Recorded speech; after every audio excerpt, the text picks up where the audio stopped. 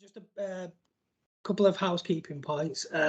If you can mute your devices just so that we don't end up with feedback.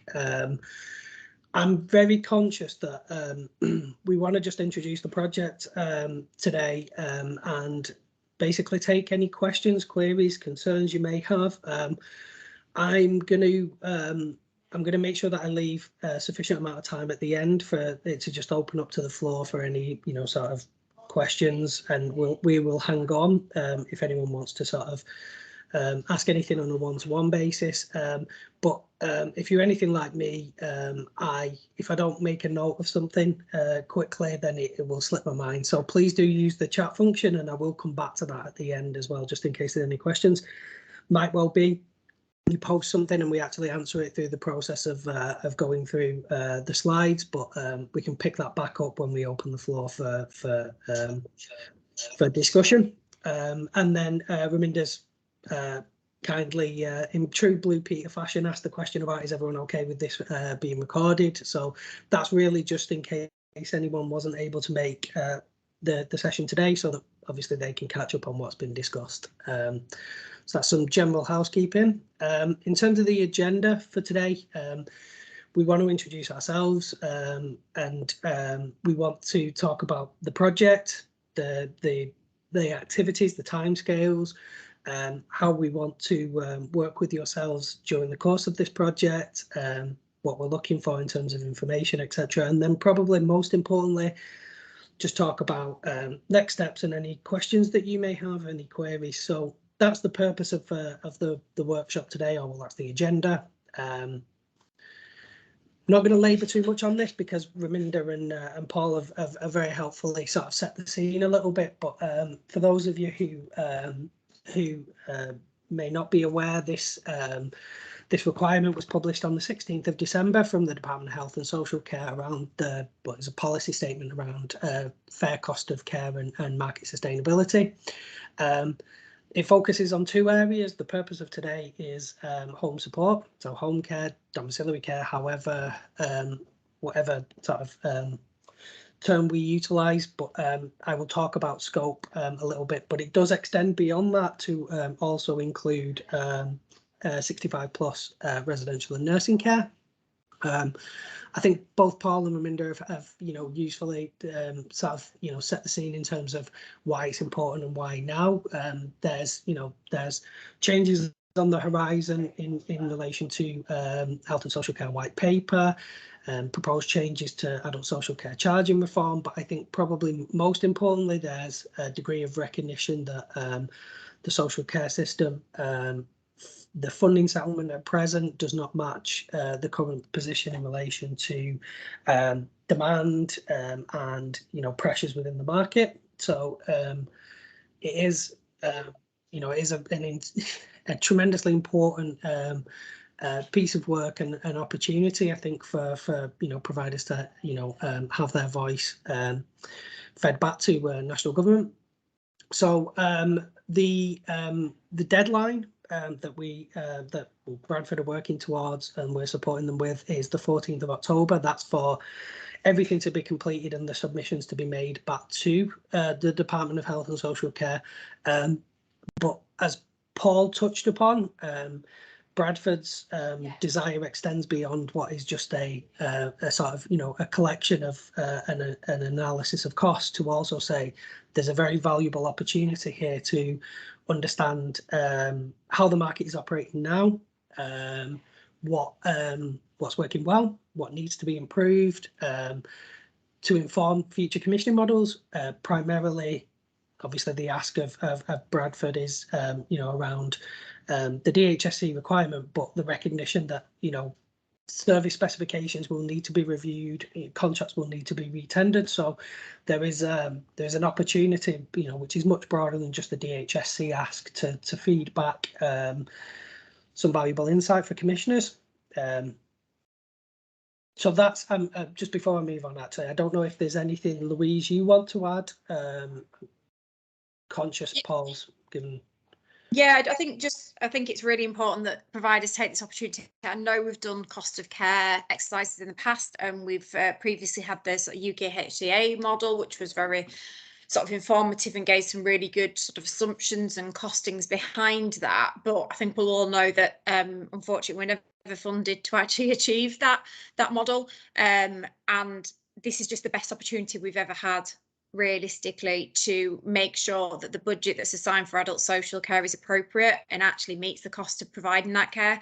But it's not only the cost of providing that care as it is now, which we're all struggling to do so, but it's actually what does it providing that care in a sustainable market look like, with properly sort of compensating and rewarding our staff, being able to attract and recruit staff, being able to make sure we focus on quality and training, that staff have appropriate terms and conditions of employment, you know, in terms of sick pay and all those different types of things, and career progression. So it's really important that we focus on this and that we take this opportunity to work towards this. There's no promise at the end of this that there's a magic pot of money. There is a pot of money that's been put to one side, which will work towards paying this fee. But the hope is nationally, and this is the local authorities and providers all working collectively together to demonstrate to the Department of Health and Social Care and the Treasury actually what is required in order to create a sustainable market, and therefore actually to shore up the NHS, because without a sustainable social care sector, the NHS is under trouble, and that costs an awful lot more money than it does actually to make sure that we properly fund the social care sector. So please take this opportunity to get involved. The other thing, as well as sort of focusing on previous, your most recent accounts, it will also look at the cost pressures that we're all feeling now. And at the moment, everybody's really struggling, and I know every penny counts. So it will highlight those areas of challenge. It will highlight then, I want to be using this data to say, where are our pressure points and what do we need to do to get through the next 6 months? Because I'm acutely aware that we're going to struggle as providers to get through the next 6 months, let alone more than that. So, this data is invaluable to not only this future project, but actually this current in-year provision, because it really will highlight those cost pressures. And as a management tool, it is really useful. So you'll be asked to sort of complete a data sheet, but you can then input that into the tool yourself, and use it as a management tool and look at, if I pay staff X pound more, what will that mean? If I put up mileage, what will that mean?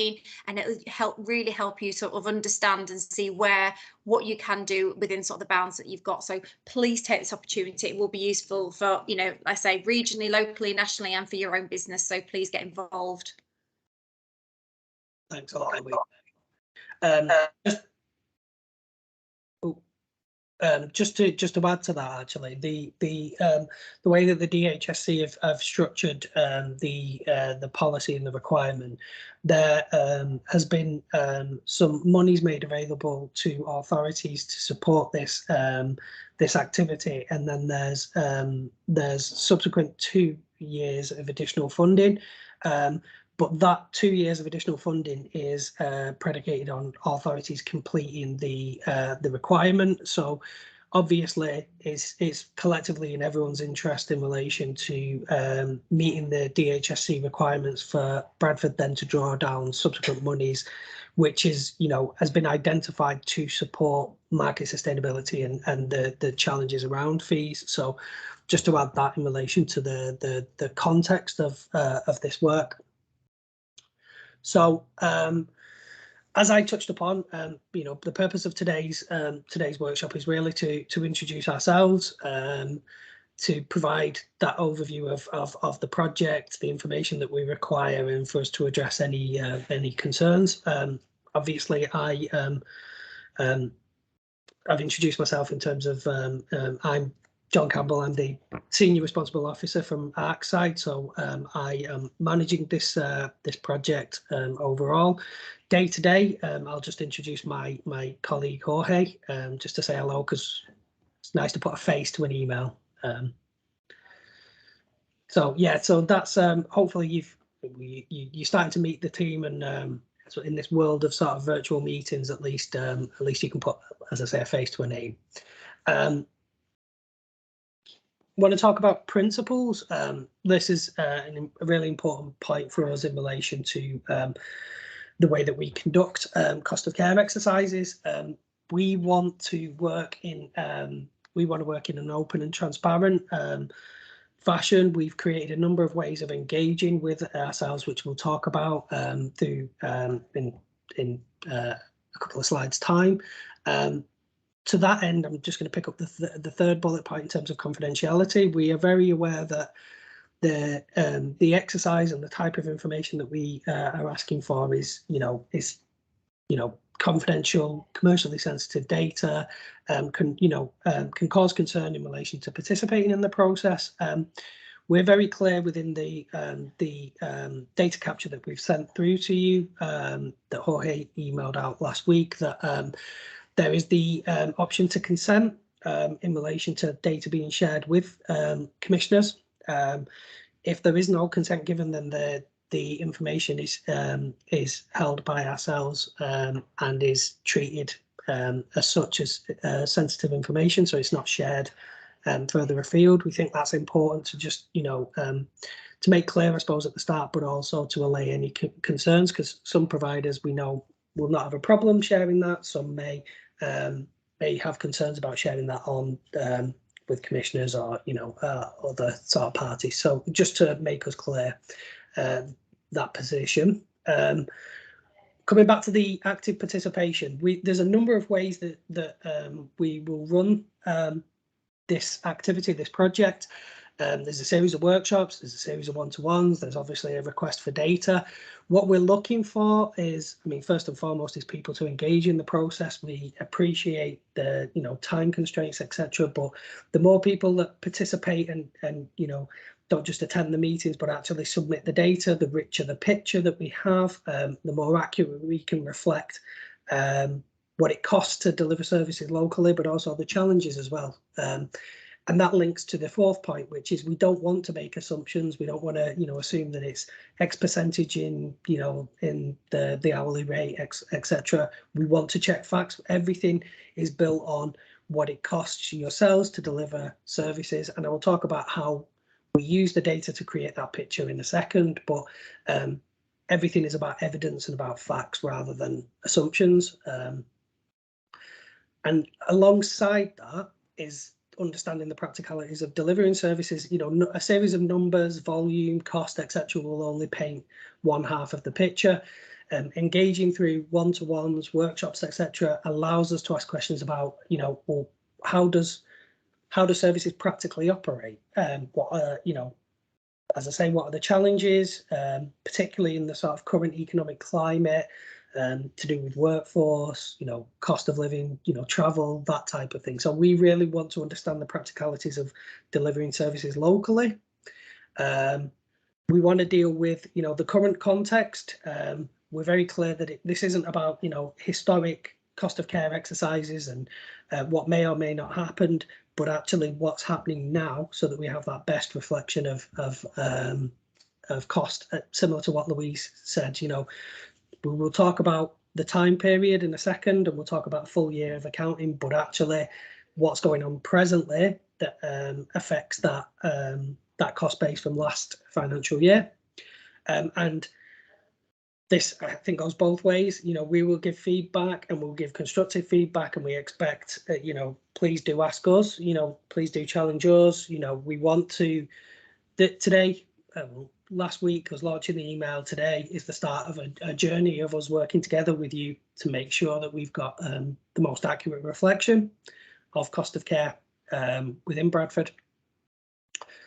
So the focus of scope, for those of you who haven't read the Department of Health and Social Care's guidance, I will include a link in the slides.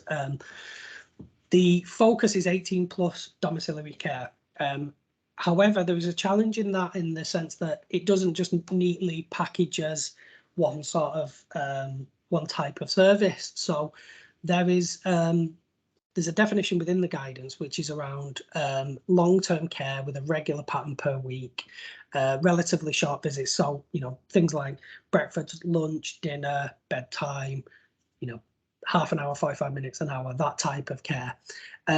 What it does say is that exercises should exclude services like rapid response provision, short-term reablement support, local authority in-house care, living care, shift block type services, extra care, supported living. Essentially, exclude those type of services where there isn't the high transactions, you know, a visit, travel, visit, travel, because we need to make sure that we are getting, in our representation of cost, we are comparing a similar types of service and making sure that we've got that nuance of the impact of travel, both on staff time and mileage, I suppose, and we're accurately reflecting that, whereas some of the other types of service that I've just alluded to in terms of the definition, they have a different operating model, you know, supported living, large shift blocks, or, you know, extra care one setting where they don't have those travel transactions, let's say. So that's, you know, I suppose the takeaway from this is that services that are supported living, living care, extra care are outside of the scope of this activity. Now, there is something that we just want to flag here, that we know that it's not a nice, you know, one size sort of fits all approach to services. We know that you may deliver some home care, you may deliver some of the things that we've said are outside of the scope of this activity. We're very clear that we would rather you reach out to us and, you know, us just have a quick conversation with you about the type of service that you provide to identify if that sits inside or outside of the scope of this activity, than you to either think that you're outside of the scope of this, or to sort of spend some time doing something that maybe doesn't need to be done, if that makes sense. So please do reach out to us if you've got any queries in relation to the, you know, the type of services that you provide, because we don't want to exclude anyone. We want to make sure that we're going out to the widest possible market. And, you know, I don't know what the representation here is in relation to people who provide services who don't, but we're very clear collectively, you know, ourselves and Bradford, that this is an opportunity for the market to provide their views. It's not just about who does business with the authority, but making sure that the entire market, as defined by the scope, has the opportunity to engage and input into this work. So in terms of key project activities, we obviously, you know, we're launching. We had a session last week. There's been an email, and then there's today's session. We have sent out a template in terms of information gather. I will talk about that and various other ways that you can provide information to us in a little bit, but some information has been requested, and we're hoping that everyone will be you know, will support us through that and provide that information.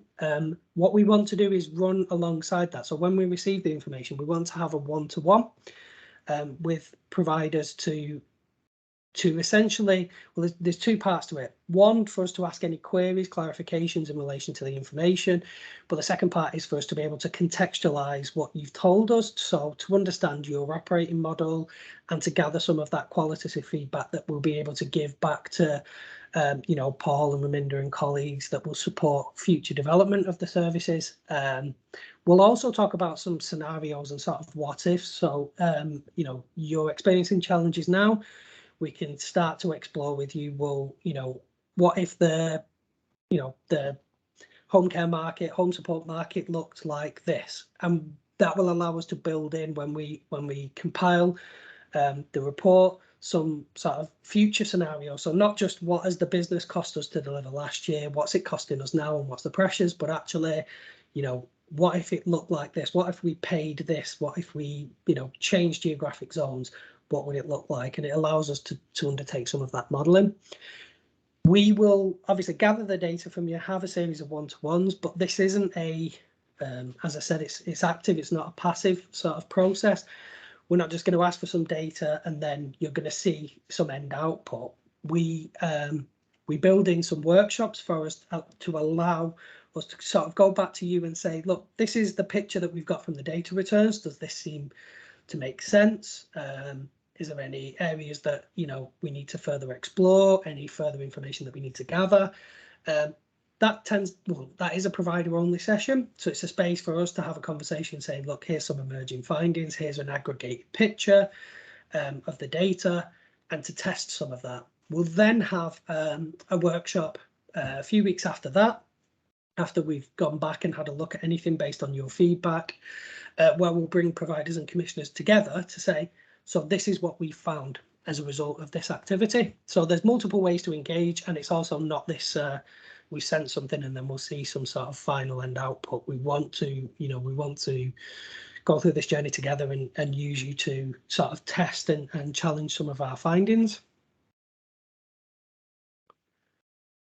In terms of the information flow, obviously we will have the cost template, the questions that we've asked, those returns back to us.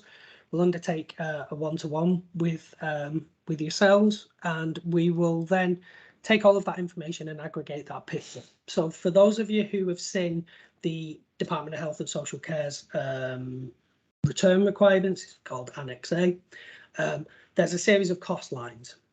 So what we want to do is we will take that data and we'll have a series of cost lines, and we will have anonymized providers. So we'll have provider A, B, C, D, E, F, G. That will allow us to then look at median cost and aggregate that position. What we can then do, and this touches upon what Louise was talking about for those of you who are familiar with the toolkit that we've developed that's available nationally, is we can put that aggregated position into the toolkit, and that allows us then to model some scenarios. So, what if pay was X? What if we move to shift patterns? What if we, reduce the geographic zones and therefore reduce the amount of travel time or, actual miles? We can do some what ifs. Now, in doing that as well, in putting that aggregated data set into the model, there is obviously then, an output that providers can utilize, as Louise referred to, in terms of a benchmark position. So there's a number of reasons why we do that. We take the process that we do, and the aggregated position is for the DHSC request, but the modelling is for the what if, the future of services within Bradford. So the timescales, just linking back to the key activities. So we sent out the follow-up email with the template last week. We've given a 4-week period of time for returns to come back in. This is in part us recognising that, I suppose, there's never a good time. There's always Christmas or summer, holidays, etc. But we're aware that a number of people may be finishing for summer, childcare commitments, etc. So we wanted to try and get the data collection in so that we could try and get the first workshop before people potentially broke for the summer period. So we've given a 4-week window. We will start to book in one-to-ones as providers have completed the data, so that we can obviously sit down and undertake the activity that was mentioned before, and then try and get the workshop in as close to sort of breaking for summer as is possible. I appreciate that schools and people's holiday periods may start at different times, but we're looking probably the 2nd or 3rd week into July for that activity. And then the second workshop, where we obviously bring back all of the completed analysis for probably around the tail end of August. So we're trying to match that against at the time of year as best we possibly can. So how to get involved? Obviously, we've touched upon those 3 sort of key areas. The survey, the cost template. There's, for those of you who've opened it and had a look, there's sort of 2 parts to it. There's a business sort of conditions, challenges, etc., sort of qualitative aspect, and then there's some cost data sort of gathering.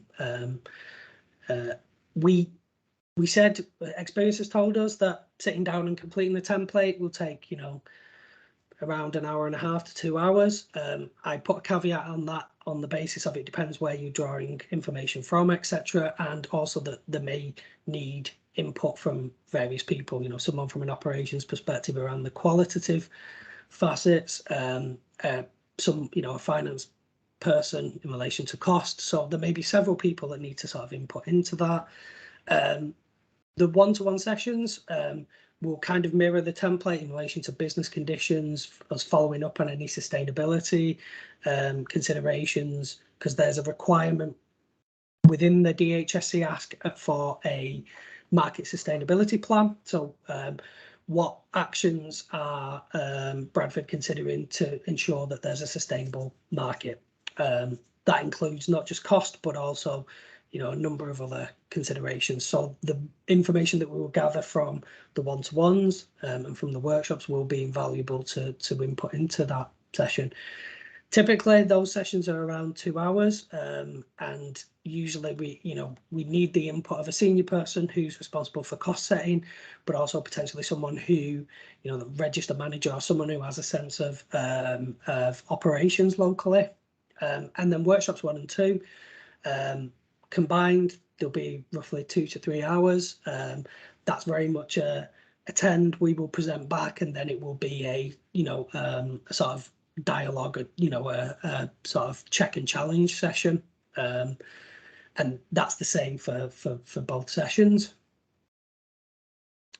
So what we're looking for in relation to the process is sort of commitment to try to engage throughout. So, you know, for those people who send, you know, kindly send through the data template, you know, we'd love to have the one-to-one with you so that we can properly explore what you've sent through to us, and then also for you to attend the one-to-one sessions and to contribute, provide your views. As I said, there's a bit of a mix, and I know that each of you will be set up slightly differently, but, you know, there is a cost, fee, finance aspect to this, and there is an operations aspect. So, you know, it might be that there's 2, 3, 4 people that need to be involved or engaged in the process, not just the completion, but actually the one-to-one, and then potentially the workshops. What's useful from our perspective is that people who you know, attend the one-to-one also attend the workshops, so that they have a sense of what's going on, and sort of they can see this develop alongside the work and the various stages that we will go through. Just want to talk about working assumptions and drivers. What you will have seen, for those of you who've had a look at the template, we and also I suppose are familiar with the cost modelling tool that that's available nationally. The reason why we have the reason why we've not sent the toolkit out, and the reason why we sent a data collection, is that there is an opportunity for us to get a much richer picture in terms of the intelligence and insight, because we're obviously working you know, side by side with Bradford through this process. So the data capture focuses on 21-22, and I appreciate that that might not be I suppose public sector's financial year might not represent your financial year, so you will see there is the ability to say what month your financial year ended on. But essentially what we want is a position of your last full set of trading, and then there is a second sort of component around that in terms of what has changed effective from April this year, because as Louise alluded to, if we just focused on what was your full last full year's trading, that would hide a multitude of things in relation to things like employees' national insurance changes, national minimum wage, national living wage changes. Sorry, you might have had to increase mileage expenses because of, you know, current cost pressures. Things like rents, rates, utilities are likely to have been affected from April this year. So what we want to do is get a position of a full year's trading, and then what we can do is say, and what has effectively changed from April, so that we can accurately reflect those cost pressures as of today, but not make an assumption on a snapshot of 1 month, but say if we traded as we did last year in terms of volume of business makeup, but actually there was these cost changes, that will give us the most accurate picture of what it's costing to deliver services at present. You will see from the data collection, and for those of you who are familiar with the toolkit, that we try and, I suppose, we don't leave any stone unturned in terms of, you know, us asking about things like PPE, insurance, travel. What's the average travel? What's the distance, etc. For us to make sure that we are accurately reflecting this in our modelling. We look at things like workforce T's and C's, training requirements, all of the things that you would expect within the modelling, and then that allows us subsequently to sit down with you in the workshops and say, I suppose, explore those what ifs and scenarios as well. So things like training, things like terms and conditions for staff packages, staff employment. We've sent out a data collection template, but what we appreciate is that some providers, may have the information, but in another format in terms of a series of reports. Our job is to work with you to make this the least onerous task. So, if some of you have completed the cost toolkit, for instance, then we will, try and utilize that and through a one-to-one explore the additional information that we need. For those of you who haven't started, then obviously we've provided the template and are more than happy to have a quick call with you if you've got any queries. What we will tend to do as well is have a drop-in session. So probably back end of next week, we might put a drop-in session in just for us to, invite you all. And it's a session for you to literally come and say, can I just ask a question about X, Y, or Z? Where does this data go, or what does this mean? So we will try and support you wherever possible to help you through this process. For those of you who haven't had the joy of looking through the DHSC guidance, etc., I just thought it was useful for us to just pop in something so that you can see what Bradford will be required to submit. This is the table. This is the expectation from Department of Health and Social Care. So what they want is the median cost. So hence the reason why what we will do is aggregate all of that provider data against those cost lines for us to then identify that position for the return. I have included a link within the slides that was sent through last week, just in case anyone wants to have a read of the guidance and the various other annexes, but I thought it was useful sometimes to just see what the ask is and why we're going through the process that we are doing and what that's contributing towards.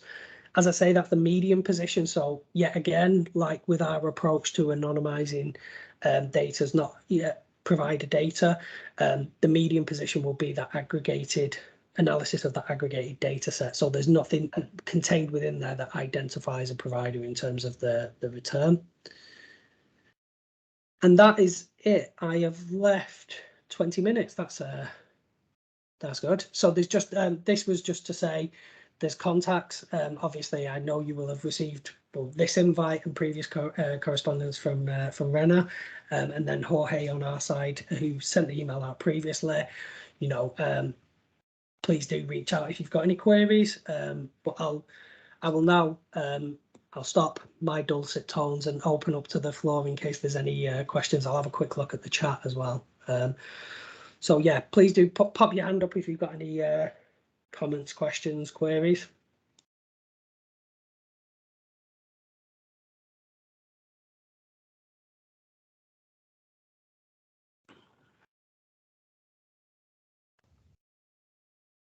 Well, I think, John, people are thunderstruck by that, clearly. Can I just sort of reiterate some of the things I think that Louise is saying and John said, and I sort of said previously, I don't think we can underestimate the importance of this. Sorry, it's Paul. I'm having connection problems, so I had to turn my camera off. But it really is an opportunity for you to make your voice heard, both locally, and as John said, we will take lots of information from that in terms of modelling for our new contracts going forward, but also nationally as well. And this doesn't happen very often. As I said earlier, somebody said once in a lifetime, I think possibly even more than that. But I think given the current pressures in the sector, so whether that's recruitment, retention, increasing fuel costs and all the other things as well, there's never been, I think, a better time for us to contribute to this. And we need to have the voice of Bradford really heard, and what we're really good at in Yorkshire, John, is saying it as it is, really. And I think that's all we're asking from you. We've always had good engagement, whether that be a survey or to meetings, and I think this is testament to how many people are on the call today as well. So yeah, please make your voice heard. Thanks, John. Thanks, Paul. We've got a hand up from Taz. Hi, Taz. Go on then. I will go to Minda. It's Tarek from Assisted Lives. Hi, Tarek. Hi. I just want to know who set the guidelines. Is that from the local authority or from the Department of Health and Department of Health and Social Care? Because I've got a couple of queries on that. Sport living is not included. Sleeping nights are not really included. And I think sport people do get paid less for sport living at the moment in Bradford anyway. And if you look at some of the complex people that we deal with in sport living, sometimes that doesn't reflect the payments that people get as providers. Yeah, I think it's not to say that we won't be conducting any future exercises for our other sectors, but this particular exercise focuses on home support. As that's the key area that's been identified, that we are going to do. From nationally. Say that again, Tarek. Bradford or nationally has been identified as the. We're working on this exercise for Bradford to report back to the DHSC. So it's us representing the council and its local market. So in answer to your question, the quote that you saw was an extract from the Department of Health and Social Care's guidance. So they are the ones who have set the exclusions. They've set the exclusions because obviously one of the things that they will need to do is then aggregate 151 commissioning authorities' returns, if that makes sense. So this is their way of trying to make sure that they're, I suppose, comparing apples with apples, so to speak. I suppose as well, Tarek, it's Paul. I think you're right, John. I think it would get a little bit muddied and perhaps a little bit confusing, and probably may mask the actual true cost. Now, that's not to say, obviously, further down the line, those other areas will be looked at. But I think initially it is the traditional type of home support that most people will provide. But I do agree with what you said. Perhaps it's well overdue that we look at other areas that possibly overlap with support in people's own home. But I think rather, if it's kept very clear and relatively streamlined, it would give a fairer, stronger picture, I think, rather than other services that might be on the periphery of what we'd recognise as home support and domiciliary care. That's fine. Thank you, Paul. Thanks, Tarek. Do we have any more hands or anything in the chat? I'm on the mobile again. So I think it's not. When I heard Paul was having IT problems, I was thinking, right, it's not just me then. So I can't see if we've got anything else in the chat. I suppose John's highlighted the importance of active participation, but those providers on the call might not necessarily be the person identified to look into the finances or have input into that side of the business. So I think what we will be doing is we will be we are recording this session, but I think it would be a good idea for us to be able to share the recording with the provider market, as also those that have not been able to attend today. So if you can pass it on to your colleagues, if it's not yourself within the organisation that would be identified as the person contributing to such a process. Because I think, as it's been stressed out, it's an opportunity for our local market to have its say. And, many a time have I had a conversation, and Paul's highlighted this in terms of, the costs associated to operate in, fuel being one of the big ones at the moment. And also key factors around sustainability of the workforce as well. So it's all relevant. I think, we welcome all feedback in relation to this process, because, we've got a busy winter ahead, and we want to ensure that as we contribute this back in October, it gets you get a fair shout, and you get a fair opportunity to be able to say what's happening in terms of being able to operate within your organisation. I think also, Raminder, I was just going to say, I think Louise did touch on this. It's actually an opportunity, I think, like us all, you don't really realise how much you're actually spending, and more importantly on what, until you either look at your bank statement or you actually sit down and start to do a bit of an analysis. And we know over the last few months that actually some of the government grants, some of the support, both locally in terms of things like PPE, etc., were really useful. But a lot of those now are not there. In fact, most of them are now not there. And actually, particularly within home support, we are being asked to carry on with certain things that have a legacy back to COVID. So I think that in itself is one of the significant reasons to start to look at that. But I think taking that time out, it is two budgets, one brick, as we say, because actually you look at that, the costings for that, and think, gosh, this is what I'm really spending on. This is what it's really costing me. And yet staff may always be the biggest, but actually there are other areas that are probably more significant than you perhaps realise. And it's not until you actually sit down to do that work, and I think this will help facilitate that.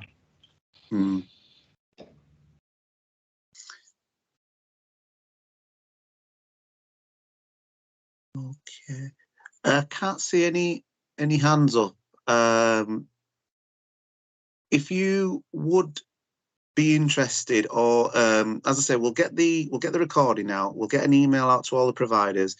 But if you're also interested, there were those email addresses as part of the presentation. So we'll include the presentation as well to all. Yeah, if you can let us know if this is something that you're able to take up, because we want as much engagement as possible. So we are near. We're finishing in good time. So is there anything just before we close, or are we happy to wrap it up there? Yeah, thank you. And yeah, let's hope you get your submissions in. Yeah. Okay. Bye all. Thank you. Bye now. Thanks, everyone.